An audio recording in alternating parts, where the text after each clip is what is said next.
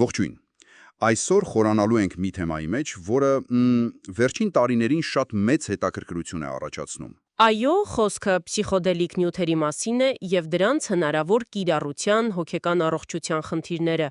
ասենք դեպրեսիան բուժելու համար։ Մենք վերլուծել ենք տարբեր նյութեր, հարցազրույցներ այս ոլորտի, կարելի է ասել, առաջատարներից մեկի դոկտոր Ռոբին Քարարդ Հարիսի հետ, նա UCSF-ի նյարդաբանության եւ հոգեբուժության պրոֆեսոր է։ Նաև նայել ենք հատվածներ մի վավերագրական ֆիլմից, որտեղ հենց կլինիկական փորձարկումներ են ցուցադրվում։ Իրական մարդիկ, իրական փորձառություններ։ Հա, մեր նպատակն է հասկանալ ինչ է ասում գիտությունը այսօր։ Ինչ են այս նյութերը, ինչպես են ազդում ուղեղի վրա, Որն է իրենց թերապևտիկ ներուժը, ինչպես է վերաբերմունքը փոխվել ժամանակի ընթացքում եւ իհարկե ինչ մարտահրավերներ կան։ Կփորձենք միասին բացահայտել այս ամենը։ Հա, եկեք հենց սկզբից սկսենք։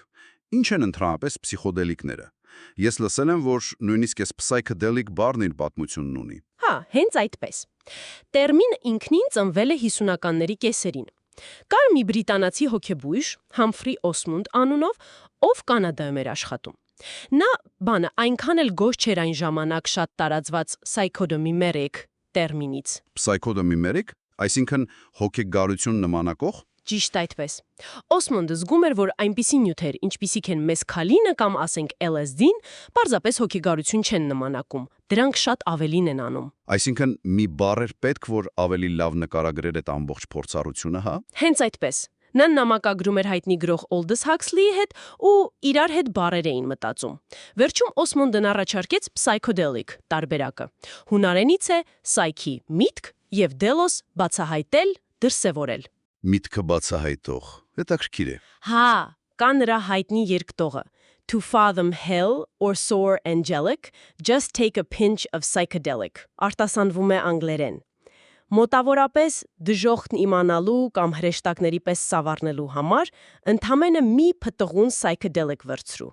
Սա շատ լավ ցույց է տալիս փորձառության լայն սպեկտրը։ Հասկանալի է։ Իսկ ինչպես է այս միտքը բացահայտելու գաղափարը կապվում, ասենք, անգիտակցականի հետ, Ֆրոյդի, Յունգի տեսությունների հետ։ Դա կարևոր կապ է, այո։ Հոգեվերլուծության մեջ Ֆրոյդը խոսում էր անձնական անգիտակցականի մասին։ Այնտեղն է, որտեղ մենք ոնց որ թաղում ենք ցավոտ հիշողությունները, զգացմունքները, որոնց հետ չենք ուզում առերեսվել։ Սա կոչվում է repression, արտասանվում է անգլերեն, այսինքն ճնշում։ Ճնշում։ Հա, Իսկ Յունգն էլ ավելացրեց collective անգիտակցականի գաղափարը, մեր բոլորիս համար ընդհանուր սիմվոլների, արքետիպերի մի շերտ։ Ենթադրվում է, որ փսիխոդելիկները կարող են ժամանակավորապես թույլատրել այս ճնշման մեխանիզմները։ ու թույլ տալ, որ այդ թաքնված բաները դուրս գան։ Հենց այդպես։ Օրինակ, մոռացված տրավմաներ կամ դժվար հարաբերությունների հետ կապված չգիտակցված զգացմունքներ։ Այս ամենը կարող է դուրս գալ գիտակցության մակարդակ։ Լավ, եկեք անցնենք հենց փորձառությանը։ Այսպես կոչված tripping, շատ է խոսվում դեղաչափերի մասին, microdosing եւ macrodosing, արտասանվում են անգլերեն։ Որն է տարբերությունը։ Microdosing-ը ըստ էության ենթադրում է շատ փոքր դեղաչափեր, որոնք տեսականորեն չպետք է նկատելի էֆեկտ տան, ենթազգայական։ Այսինքն չես զգում, որ ինչ-որ բան ես ընդունել։ Հա, Ջիմ Ֆադիմանը, ով այս պրակտիկան հանրահռչակել է, հենց դա է պնդում։ Շատերը ասում են, թե դա տրամադրությունն է լավացնում, ստեղծարարությունը, բայց պետք է շեշտել, համոզիչ գիտական ապացույցները դեռ շատ քիչ են։ Ինչու։ Դժվար է վերահսկվող փոխցարկում անել։ Նյութերը տուն տանելու խնդիր կա, պլացեբո էֆեկտը վերահսկելու։ Կան իհարկե citizen science, այսինքն քաղաքացիական գիտության նախաձեռնություններ, բայց դա դեռ զարգացող ոլորտ է։ Հասկանալի է։ Իսկ macrodosing-ը, օրինակ այն 25 միլիգրամ պսիլոցիբինը, որ Carhart Harris-ն է օգտագործում իր հետազոտություններում, դա շատ է։ 25 միլիգրամ մաքուր պսիլոցիբինը բավականին զգալի դեղաչափ է։ Սա այն դեղաչափն է, որը սովորաբար օգտագործվում է կլինիկական փորձարկումների մեծ մասում։ Այն հստակ ուժեղ հոգեբանական փորձառություն է առաջացնում։ Իսկ ոնց է դա համեմատվում, ասենք, կախարդական սնկերի գրամների հետ, որոնք մարդիկ կարող են օգտագործել։ Ճշգրիտ համեմատելը դժվար է, որովհետև սնկերի մեջ պսիլոցիբինի պարունակությունը շատ է տատանվում։ Բայց 25-1-ը հավանաբար համարժեք է մի քանի գրամ, գուցե 3-ից 5 գրամ լավ որակի 4 սնկերի։ Սա շատերի համար սովորական ռեկրեացիոն դոզայից զգալիորեն ավելին է։ Ու հենց այս նատարդակում են ակնկալվում թերապևտիկ փոփոխությունները, հա։ Այո, հենց այս macrodose մակարդակում։ Լավ, իսկ այսպիսի սեանսների ժամանակ միջավայրը, տեսանք վավերագրական ֆիլմում, շատ հանգիստ էր, վերահսկվող։ Այո, միջավայրն ու տրամադրվածությունը, հայտնի set and setting հասկացությունը չափազանց կարևոր են։ Setting-ը հենց ֆիզիկական միջավայրն է։ Հանգիստ, անվտանգ, հարմարավետ սենյակ։ Աչքերի դիմակներ էին կրում։ Հա, eye masks օգտագործում են, որ ուշադրությունը դեպի ներս ուղղվի։ Երաժշտություն են լսում, հատուկ ընտրված, սովորաբար գործիքային, մթնոլորտային, որն օգնում է փորձառությունն ուղղորդել։ Իսկ սեթը։ Նույն թույլ են տալիս, որ փորձառությունը ինքնուրույն զարգանա։ Իսկ հենց trip-ը ինչպես է անցնում։ Կարող է դժվար լինել։ Շատ հաճախ սկզբում անհանգստություն է լինում, նույնիսկ պայքար։ Փորձառությունը կարող է բարձրացնել դժվար զգացմունքներ, հիշողություններ։ Եվ ինչ են անում այդ դեպքում։ Այստեղ թերապևտները հաճախ հիշեցնում են Բիլ Ռիչարդսի մոտեցումը՝ մի տեսակ մանտրա՝ վստահիր, բաց թող, բաց եղիր, trust, let go, be open։ Վստահիր գործընթացին, բաց թող վերահսկողությունը եւ բաց եղիր այն ամենի հանդեպ, ինչ գալիս է։ Հենց այդպես, նույնիսկ եթե դա դժվար է։ Իսկ ինչ վախեր կարող են առաջանալ։ Վասական վախերն են խելագարվելու վախը, մահանալու վախը, նույնիսկ եթե գիտես, որ դա դեղի ազդեցությունն է, զգացողությունը կարող է շատ իրական թվալ։ Սարսափելի կարող է լինել։ Այո, բայց եթե հաջողվում է անցնել այս դիմադրության փուլը, հաջող փորձառությունը վերածվում է շատ ավելի դրական, իմաստալից, նույնիսկ երանելի վիճակի, լի ինսայթներով, կապվածության զգացումով։ Այստեղ հաճախ նշվում է ego dissolution, արտասանվում է անգլերեն։ Էգոյի լուծարման գաղափարը։ Դա ինչ է նշանակում։ Ego dissolution-ը ըստ էության սեփական անձի սովորական սահմանների ժամանակավոր գորուստն է։ Այն զգացողությունն է, երբ եսի եւ արտաքին աշխարհի միջև սահմանները կարծես ջնջվում են։ Այսինքն միաձուլման զգացում։ Հա, կարող է առաջանալ տիեզերքի հետ միասնության, փոխկապակցվածության խորը զգացում։ Հետաքրքիր է, որ նյարդաբանական մակարդակում սա կապվում է ուղեղի կեղևի, neocortex-ի, արտասանվում է անգլերեն, շրջաններում գտնվող սերոտոնին 2A, 5-HT2A, արտասանվում է անգլերեն, ընկալիչների խթանման հետ։ Շատ խորը հնչեց, բայց որքանով այս սուբյեկտիվ փորձառության, ասենք, որակը կապված բուժման արդյունքների հետ։ Արդյոք ուղղակի դեղի քիմիան է, թե հենց այս փորձառություններն են բուժում։ Սա ամենակարևոր հարցերից մեկն է, հա։ Քարեն Հարթ Հարիսը շատ է շեշտում, որ տվյալները տարբեր ուսումնասիրություններից ցույց են տալիս շատ ուժեղ կապ։ Փորձառության ինտենսիվությունը, միասնության զգացում, հոգևոր վերելք, խոր ինսայթներ, էմոցիոնալ կաթարսիս։ Այսինքն, որքան ինտենսիվ է փորձառությունը, այնքան լավ է արդյունքը։ Հուսալիորեն կանխատեսում է, թե որքան լավ կլինեն թերապևտիկ արդյունքները, օրինակ դեպրեսիայի ախտանիշների նվազումը, սա հուշում է, որ փորձառությունն ինքնին, ոչ թե պարզապես դեղի արկայությունը օրգանիզմում, կարող է լինել բուժման առանցքային մեխանիզմը։ Ուրեմն, եթե ես ճիշտ եմ հասկանում, բուն trip-ը կողմնակի էֆեկտ չէ, այլ կարող է լինել հենց բուժման գործիքը։ Դա ոնց որ հակասում է մեր սովորական պատկերացումներին դեղերի մասին։ Հա, հենց այդպես է։ Եվ սա է, որ այս ոլորտը դարձնում է այդքան հեղափոխական շատ հետազոտողների համար։ Այն մարտահրավեր է նետում զուտ դեղաբանական մոտեցմանը։ Շեշտը դնում է գիտակցության սուբյեկտիվ փորձառության դերի վրա։ Լավ, սա սուբյեկտիվ կողմն էր։ Իսկ բիոլոգիական մակարդակում ինչ է կատարվում գլխուղեղում։ Նշեցիք 5-HT2A, արտասանվում է անգլերեն։ Այո, դասական փսիխոդելիկների, փսիլոցիբինի,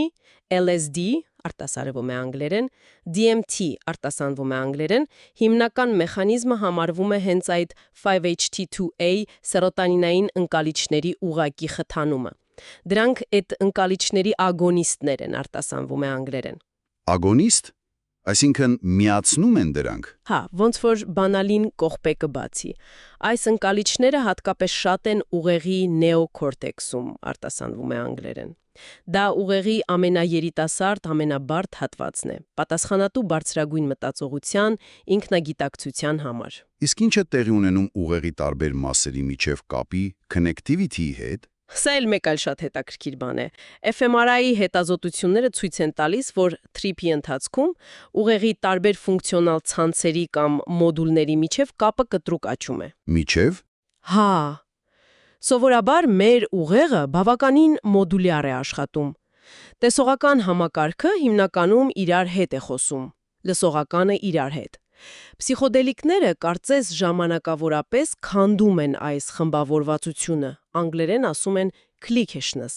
Ու թույլ են տալիս ավելի շատ կապեր հաստատել։ Ավելի գլոբալ, անսովոր կապեր։ Պատկերացրեք քաղաքի տարբեր թաղամասեր, որոնք սովորաբար քիչ կապ ունեն, հանկարծ սկսում են իրար հետ ակտիվ շփվել։ Սա կարող է բացատրել օրինակ սինեսթեզիան, երբ մարդը գույներ է լսում։ Հա, դա հավանական բացատրություններից մեկն է։ Երբ կապերն այսքան ազատ են դառնում, զգայարաններից եկող ինֆորմացիան կարող է խառնվել։ Ավելի կարևոր է, որ այս աճած connectivity-ն փոխկապակցված է նաև էգոյի լուծարման զգացողության հետ։ Իսկ այս փոփոխությունները մենակ թրիփի ժամանակ են, թե հետո էլ են մնում։ Օրինակ, դեպրեսիայի բուժման ուսումնասիրություններում փսիլոցիբին ստացածների մոտ ուղեղի ցանցերի ավելի ինտեգրված կամ ճկուն վիճակ է նկատվել 1 օր, նույնիսկ 3 շաբաթ անց։ Եվ այս փոփոխության չափը կապված է եղել դեպրեսիայի ախտանիշների բարելավման հետ։ Այսինքն կարող է օգնել դուրս գալ այդ խռված մտածողությունից, որը բնորոշ է դեպրեսիային։ Հենց այդ միտքն է։ Օգնում է ուղեղին դառնալ ավելի ճկուն։ Սա մեզ տանում է neuroplasticity, արտասանվում է անգլերեն, նյարդապլաստիկության գաղափարին։ Այսինքն ուղեղի փոփոխվելու, նոր կապեր ստեղծելու կարողությանը։ Արդյոք ֆիզիկական փոփոխություններ էլ կան։ Այո, եւ սա գիտության ամենաառաջնային եզրերից մեկն է։ Վերջերս մի հետազոտություն կար առողջ կամավորների հետ, ովքեր առաջին անգամ էին 25 միլիգրամ փսիլոցիբին ընդունում։ Այն ցույց տվեց փոփոխություններ ուղեղի սպիտակ նյութի ուղիներում, white matter tracts-ում, արտասանվում է անգլերեն։ Սպիտակ նյութի, այդ մայրուղիներում, որոնք կապում են ուղեղի մասերը։ Հա, հենց դրանցում։ Հետազոտությունը ցույց տվեց աքսոնալ դիֆյուզիա, անգլերեն axonal diffusion, նվազում որոշ կարևոր ուղիներում։ Մի րոպե, մեկ դեղաչափից հետո անատոմիական փոփոխություն, դա ոնց որ անհավատալի է հնչում։ Իրոք զարմանալի է, եւ իհարկե դեռ պետք է հաստատվի այլ հետազոտություններով, բայց նախնական մեկնաբանությունն այն է, որ դա կարող է ցույց տալ այդ մայրուղիների ամրության կամ, ասենք, մեկուսացման, միելինապատման աճ։ Սա կարող է նպաստել ազդանշանների ավելի արդյունավետ փոխանցմանը։ Հետաքրքիր է, որովհետև սովորաբար ծերացման հետ հակառակն է լինում, չէ՞։ Հա, հակառակն է այն փոփոխություններին, որ տեսնում ենք ծերացման ժամանակ։ Կան նաև կենդանիների վրա արված հետազոտություններ, որոնք ցույց են տալիս, որ փսիխոդելիկները կարող են խթանել նեյրոնների նոր ելուստների, դենդրիտային փշիկների, dendritic spines, արտասանվում է անգլերեն աճը։ Սրանք կարևոր են նոր կապերի ձևավորման համար։ Մի խոսքով, ուղեղի վերակազմավորման պոտենցիալ կա։ Այո, զգալի ներուժ։ Զարմանալի է։ Այս բոլոր մեխանիզմները ոնց որ հիմք են ստեղծում թերապևտիկ կիրառությունների համար։ Իսկ այս ոլորտի պատմությունն ինչպիսին է եղել։ Միշտ չի, որ այսքան լավատեսական է եղել, չէ՞։ Ոչ, բոլորովին։ 50-60-ականներին իրականում շատ ակտիվ հետազոտություններ էին։ Հազարավոր հոդվածներ, տասնյակ հազարավոր պացիենտներ։ Իսկ հետո։ Հետո 60-ականների վերջ, 70-ականների սկիզբ իրավիճակը կտրուկ փոխվեց։ Մի կողմից այս նյութերը դուրս եկան լաբորատորիաներից, դարձան հակամշակույթի խորհրդանիշ, մյուս կողմից ԱՄՆ-ում Նիքսոնի պատերազմը թմրանյութերի դեմ, War on Drugs, Եվ ՄԱԿ-ի դասակարգումը որպես Schedule 1։ Հա, Schedule 1, այսինքն բարձր չարաշահման ներուժով եւ ընդունված բժշկական կիրառություն չունեցող։ Սա փաստացի սառեցրեց գրեթե բոլոր գիտական հետազոտությունները տասնամյակներով։ Բայց հիմա ոնց որ վերածնունդ է։ Նշեցիք FDA-ի breakthrough status-ը։ Այո, մոտավորապես 2018-ից իրավիճակը սկսեց փոխվել։ ԱՄՆ սննդի եւ դեղերի վարչությունը, FDA-ն, breakthrough therapy կարգավիճակ տվեց փսիլոցիբինով թերապիային դեպրեսիայի բուժման համար եւ MDMA-ով թերապիային PTSD-ի հետտրավմատիկ սթրեսային խանգարման համար։ Ինչ է նշանակում այդ breakthrough կարգավիճակը։ Նշանակում է, որ FDA-ն ընդունում է, որ սրանք պոտենցիալ ունեն լուրջ հիվանդությունների բուժման մեջ զգալի առաջընթաց ապահովելու եւ արագացնում է դրանց մշակման ու վերանայման գործընթացը։ Սա մեծ շրջադարձ էր։ Լավ, եկեք կենտրոնանանք դեպրեսիայի վրա։ Փսիլոցիբինի փորձարկումներն ինչ արդյունքներ են տալիս, հատկապես եթե համեմատենք սովորական հակադեպրեսանտների հետ։ Մի քանի կարևոր հետազոտություն կա արդեն։ Մեկում համեմատել են 2 դեղաչափ փսիլոցիբինով թերապիան, հոգեթերապիայի հետ միասին, հայտնի հակադեպրեսանտի էսցիտալոպրամ, որը նաև հայտնի է որպես Lexapro։ Եվ ինչ պարզվեց։ Պարզվեց, որ փսիլոցիբինը առնվազն նույնքան արդյունավետ էր, իսկ որոշ չափումներով նույնիսկ ավելի։ Մեկ այլ ուսումնասիրություն էլ կար, բուժմանը կայուն դեպրեսիայի վրա կենտրոնացած, այսինքն մարդիկ, ում առնվազն 2 այլ բուժում չէր օգնել։ Դա ամենադժվար դեպքերն են, չէ՞։ Հա, շատ դժվար։ Այստեղ ռեմիսիայի, այսինքն ախտանիշների գրեթե լրիվ անհետացման, զարմանալիորեն բարձր ցուցանիշներ են եղել, մինչև 70% որոշակի ժամանակահատվածում, ընդամենը 1 կամ 2 սեանսից հետո։ 70% ռեմիսիա այն մարդկանց մոտ, ում ոչինչ չի օգնել, տպավորիչ է, բայց որքանով են կայուն այս արդյունքները։ Լսել եմ նաև կրկնության, relapse-ի մասին։ Արտասանվում է անգլերեն։ Դա շատ կարևոր եւ իրատեսական մտահոգություն է, հատկապես քրոնիկ կամ բուժմանը կայուն դեպրեսիայի դեպքում երկարաժամկետ տվյալները, ասենք 6-12 ամիս հետո, ցույց են տալիս, որ relapse-ի արտասանվում է անգլերեն, ցուցանիշները կարող են բարձր լինել։ Այսինքն ախտանիշները վերադառնում են։ Որոշ մարդկանց մոտ այո։ Ոմանք պահպանում են ձեռքբերումները, բայց շատերի մոտ ժամանակի ընթացքում ախտանիշները կարող են վերադառնալ։ Սա ընդգծում է, որ սա հավանաբար մեկանգամյա բուժում չէ բոլորի համար։ Ավելի շատ հզոր գործիք է, որը պետք է ճիշտ օգտագործել եւ գուցե շարունակական աջակցություն ունենալ։ Հենց այդպես։ Կարող է պետք լինի շարունակական ինտեգրացիոն թերապիա կամ գուցե պարբերական խթանիչ սեանսներ։ Իհարկե ներկայիս իրավական դաշտում դա խնդիր է։ Հասկանալի է։ Իսկ դեպրեսիայից բացի ուրիշ ինչ վիճակների համար են ուսումնասիրություններ արվում։ Ոլորտը ուղղակի պայթյունաձև աճում է։ Զգուշավոր լավատեսությամբ են նայում տարբերությունների։ Կան խոստումնալից, թեև հաճախ դեռ նախնական տվյալներ անորեքսիայի նման սննդային խանգարումների համար։ Կախվածություններից։ Հա, կախվածություններից, ծխախոտից, ալկոհոլից, նույնիսկ օփիոիդներից։ Օբսեսիվ-կոմպուլսիվ խանգարման OCD արտասանվում է անգլերեն համար։ Ինչպես նշեցինք, MDMA-ն արտասանվում է անգլերեն առաջատար է PTSD բուժման մեջ։ Իսկ քրոնիկ ցավի։ Կան հետազոտություններ քրոնիկ ցավի, օրինակ ֆիբրոմիալգիայի դեպքում։ Carhart-Harris-ի թիմը հենց հիմա դա ակտիվորեն ուսումնասիրում է։ Նույնիսկ նեյրոդեգեներատիվ հիվանդությունների, Պարկինսոնի, Ալցհեյմերի որոշ ախտանիշների համար են փորձեր արվում։ Անընդհատ շեշտվում է ինտեգրման կարևորությունը։ Ինչ է դա գործնականում։ Ինչ է լինում սեանսից հետո։ Ինտեգրումը երևի նույնքան կարևոր էր, որքան բուն սեանսը։ Ջեք Քորնֆիլդն ասում է. After the ecstasy, the laundry, արտասանվում է անգլերեն, էքստազից հետո լվացքը։ Այսինքն առօրյա կյանքին վերադառնալը։ Ոչ միայն, այն խորը ինսայթները, զգացմունքները, հիշողությունները, որոնք բացահայտվել են սեանսի ժամանակ, պետք է մարսվեն, իմաստավորվեն։ Սա հոգեթերապևտիկ աշխատանք է։ Որպեսզի այդ նոր հասկացողությունը կիրառվի կյանքում, հա։ Հա, որ օգնի փոխել վարքագծիցը, հաղթահարել հին տրավմաները, սա գործընթաց է, որը կարող է շաբաթներ, ամիսներ, նույնիսկ ավելի երկար տևել։ Թերապիան գործիքներ է տալիս այդ աշխատանքի համար։ Դուք նշեցիք MDMA-ն PTSD-ի համար։ Ինչով է այն տարբերվում, ասենք, փսիլոցիբինից։ Թեև MDMA-ն երբեմն դասում են փսիխոդելիկների շարքին, ավելի ճիշտ է այն անվանել էմպատոգեն կամ էնտակտոգեն։ Այն էլ ազդում է սերոտոնինի վրա, բայց նաև դոֆամինի և նորեպինեֆրինի։ Իսկ սուբյեկտիվորեն ինչ տարբերություն կա։ Այն ավելի շատ ջերմության, էմպաթիայի, սոցիալական կապվածության զգացում է տալիս։ Սովորաբար ավելի քիչ տեսողական հալյուցինացիաներ կամ ego dissolution արտասանվում է անգլերեն է, քան դասականների դեպքում։ Եվ հենց դա է օգնում PTSD-ի դեպքում։ Հա, ենթադրվում է, որ հենց այս էֆեկտն է թույլ տալիս մարդկանց անվտանգ կերպով վերամշակել տրավմատիկ հիշողությունները առանց չափազանց վախենալու կամ հուզականորեն փակվելու։ MAPS արտասանվում է անգլերեն է, կազմակերպությունն այս ոլորտում առաջամարտիկ է։ Նրանց արդյունքները լավն են։ Շատ տպավորիչ։ Երրորդ փուլի փորձարկումներում մոտ 67% ռեմիսիա են գրանցել PTSD-ի դեպքում։ Հետաքրքիր է, որ MAPS-ի մոտեցման մեջ նշվում է ներքին բուժողի, inner healer-ի գաղափարը։ Ինչ է դա։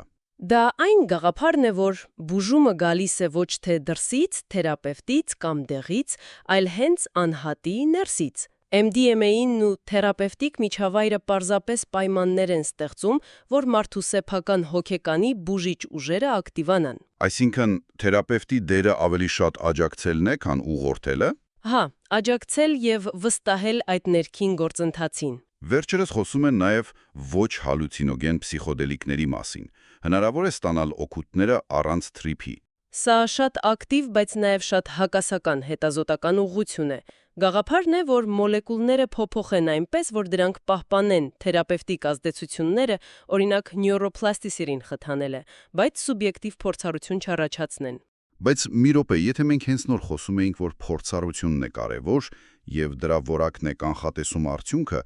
ապա ինչպես կարող է առանց փորձառությունը միացությունը նույն օգուտը տալ։ Դուք շոշափում եք հենց հիմնական քննադատությունը։ Քարհարթ Հարիսը եւ շատ այլ փորձագետներ բավականին թերահավատ են այս հարցում։ Եթե այդքան ուժեղ կապ կա սուբյեկտիվ էֆեկտների ու թերապևտիկ արդյունքի միջև, ապա փորձառությունը հանելը կարող է նաեւ բուժիչներ ուժի մեծ մասը հանել։ Լոգիկա կա։ Բացի այդ հետաքրքիր է, որ հոգեբուժության մեջ ներկայումս չկան լիցենզավորված ուղղակի ընտրողական two-way agonist-ներ, արտասանվում է անգլերեն, որոնք փսիխոդելիկ չեն։ Օրինակ SSRIs-ները, արտասանվում է անգլերեն, անուղղակի են ազդում։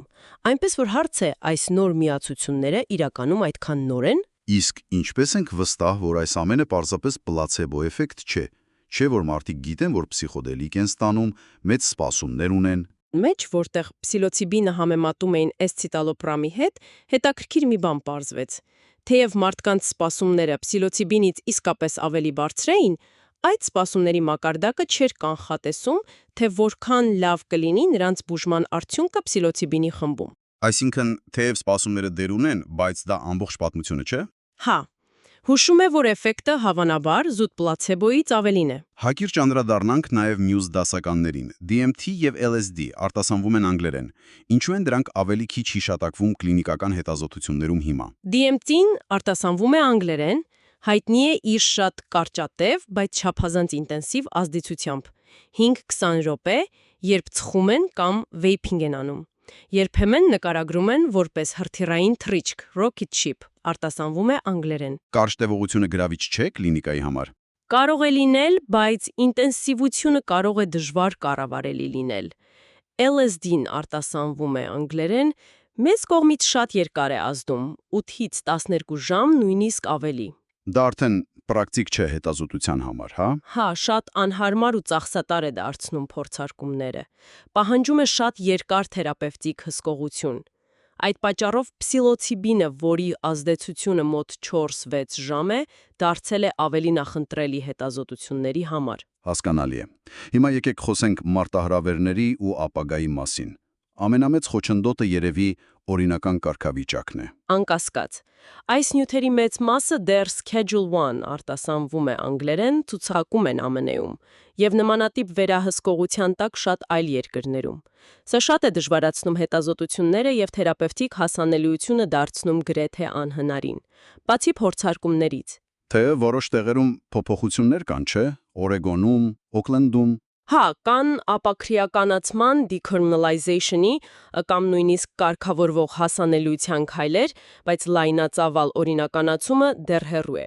Հիմնական հույսը FDA-ի հաստատման հետ է կապված։ Եվ երբ կարող ենք դա ակնկալել MDMA-ի եւ պսիլոցիբինի համար։ MDMA-ն ամենայն հավանականությամբ առաջինը կլինի։ MAPS-ը ներկայացրել է տվյալները FDA-ին, որոշում կարող է լինել առաջիկա 1-2 տարում։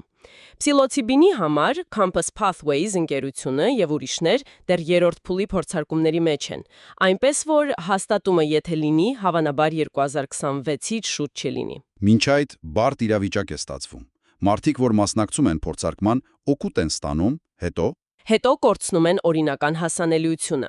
Սա կարող է նրանց մղել դեպի սև շուկա, որտեղ էլ կա ֆենտանիլով կամ այլ բաներով աղտոտման ռիսկ։ Շատ վտանգավոր է։ Մեկ այլ մեծ հարց էլ առևտրայնացումն է։ Ինչպես անել, որ այս թերապիաները հասանելի լինեն, այլ ոչ թե դառնան ուղղակի հերթական թանկ դեղերը։ Սա չափազանց կարևոր ու բարդ հարց է, հա։